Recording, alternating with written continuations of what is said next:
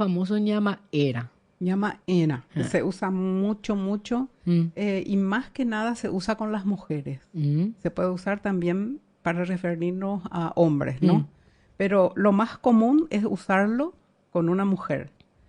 Es cuando la memoria a uno le traiciona y uno no se acuerda el nombre, entonces no encuentra mejor forma que decir ñamaera. Nadie se ofende porque le dicen ñamaera. O sea, entendemos perfectamente que si me estás diciendo ñamaera es porque no te estás acordando cómo me llamo. E incluso, no, voy a decir, y ñamaera tal cosa, voy a decir, y yo sé quién es ñamaera. Exacto. Es increíble. Se usa mucho. Sí. Sí, sobre todo cuando uno va de compras a los mercados.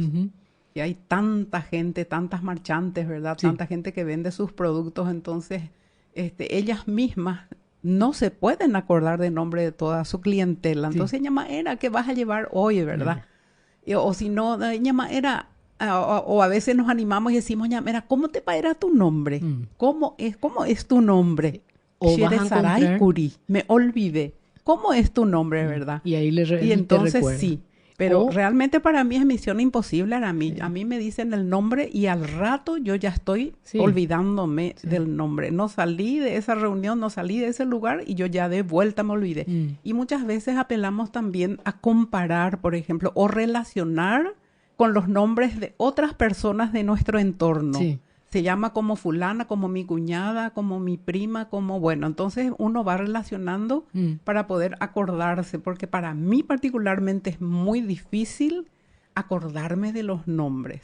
Entonces, con mucha frecuencia uso ñamaera. El famoso ñamaera. Bueno, y en el caso de hombre sería caraí maera. Caraí es señor, ¿verdad? Caraí maera. Entonces, caraí maera. Pero es más común, como te digo, porque como que las mujeres siempre estamos más en contacto en nuestro cotidiano vivir con la vendedora de yuyos, con la vendedora de verduras. En los supermercados también generalmente son cajeras. En fin, muchas mujeres, ¿verdad?, que están siempre en nuestro entorno. Y es en esos casos que aplicamos mucho el ñamaera.